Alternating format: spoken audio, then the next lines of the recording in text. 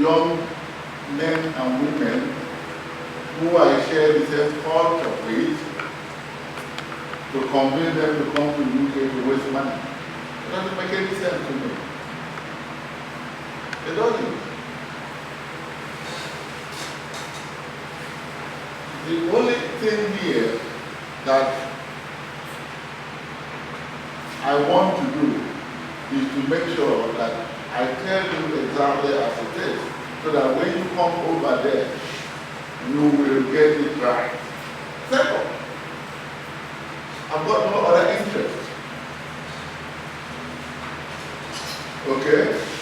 I'm well established in the United Kingdom, so I don't have to misplace facts to be who I am. But if you come in there, I'm high up in the institution, and I have said something untrue to you, it will affect me as a person. And that's why I'm saying, be careful about the decisions you make.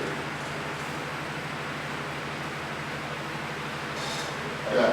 That question is, but is highly serious. Yeah. Someone who is applying for a master program, is it very important? No. We will exempt you from it, because, and this is the argument some of us who have Nigerian background have been making. Nigeria is an English-speaking country. All of us from primary school. I'm older than all of you in this class, in this room. But when I went to school, I was taught in English, even from primary school. So how come all of a sudden they want to tell a Nigerian cannot speak good English, we can't understand good English? How? And some of us have been championing that for them.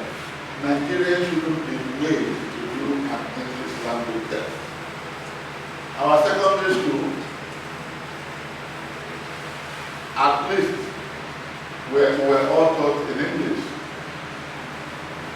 I've never seen a Nigerian who struggled to understand English language. In the other part of the world, even though they claim to have passed their IELTS test, but they still find it difficult to communicate in English.